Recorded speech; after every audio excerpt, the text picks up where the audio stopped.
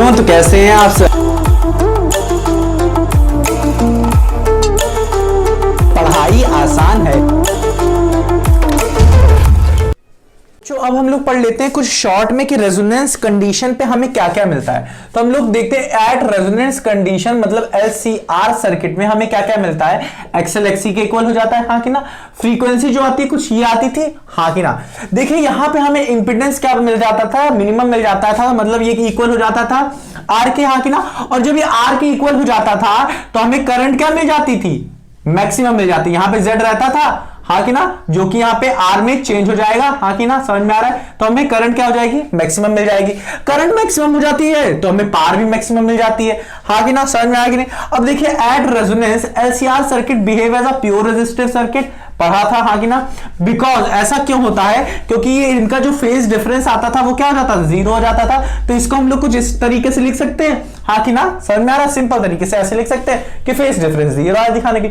हमने पढ़ा था ना अभी भी कि एक्सएल इसके इक्वल हो जाता है एक्सी के, तो मतलब कुछ इसको इस तरीके से लिख सकते हैं। मतलब जो फ्रीक्वेंसी की वैल्यू आती थी जिसे हम लोग रेजोनेंट फ्रीक्वेंसी कहते थे, कुछ इसे ऐसे लिख सकते हैं, हाँ कि ना। अब देखिए बच्चों, अगर मैं आपसे क्वेश्चन पूछता है यहां पे क्या, how can you change resonant frequency, कैसे आप रेजोनेंट फ्रीक्वेंसी को चेंज कर सकते हैं, and what is the effect of resonance, किस पे, रेजोनेंट फ्रीक्वेंसी पे। तो देखिए बच्चों, आप रेजोनेंट फ्रीक्वेंसी को दो तरीके से चेंज कर सकते हैं, या तो आप एल या सी को, मतलब इंडक्टर की वैल्यू को या तो कैपेसिटेंस की वैल्यू को क्या करिए, आप चेंज करिए। तो देखिए resonant frequency can be change by changing the value of C and L, हाँ कि ना, ये चीज मैंने लिख दी। एंड दूसरा क्वेश्चन है there what is the effect of resistance. तो हमने कहा क्या, there will be no effect of resistance on frequency. ऐसा क्यों, फ्रीक्वेंसी कौन सी, रेजोनेंट फ्रीक्वेंसी या फिर एंगुलर फ्रीक्वेंसी भी आप कह सकते हैं। क्यों, ऐसा क्यों, ऐसा क्यों होता है, अभी देखिए। इफ वी चेंज और इंक्रीज द रेजिस्टेंस, अगर मैं बढ़ाऊं या घटाऊं, मतलब क्या होगा, चेंज करूं तो क्या होगा, as it do not depends on resistance.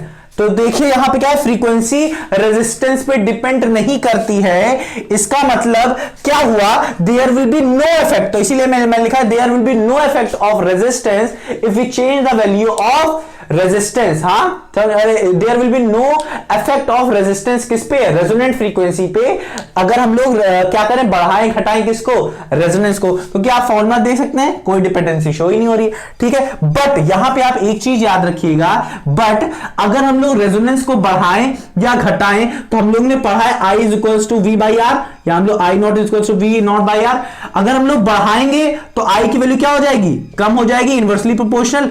अगर हम लोग क्या करेंगे, R की वैल्यू क्या करेंगे, घटाएंगे तो I की वैल्यू क्या हो जाएगी, मैक्सिमम हो जाएगी, हाँ कि ना, समझ में आएगी नहीं, हाँ कि ना। तो हम लोग लिख सकते हैं बट इफ वी इंक्रीज और decrease the value of R, I naught मतलब मैक्सिमम जो करंट होगी वो क्या होगी, चेंज होगी, हाँ कि ना, समझ में आएगी नहीं। अगर हम लोग आर को बढ़ा दें, हाँ कि ना, इंक्रीज कर दें तो हमें क्या मिलेगा, करंट जो मैक्सिमम करंट होगी वो मिनिमम हो जाएगी, और आर क्या होगा, डिक्रीज करें तो करंट क्या हो जाएगी, हमारी मैक्सिमम हो जाएगी। तो यहां पे देखिए हमने एक ग्राफ बनाया है कि अगर फ्रीक्वेंसी डिपेंड नहीं करेगी रेजोनेंस पे। यहां पे देखिए कैसे फ्रीक्वेंसी क्या हो रही है, सबके लिए कांस्टेंट है। जब आर की वैल्यू आर है, रेजिस्टेंस की वैल्यू आर है, जब ये 2R है, जब ये 4R है, तो यहां पे दिख रहा है सबके लिए क्या है, फ्रीक्वेंसी, रेजोनेंट फ्रीक्वेंसी क्या है, सेम है।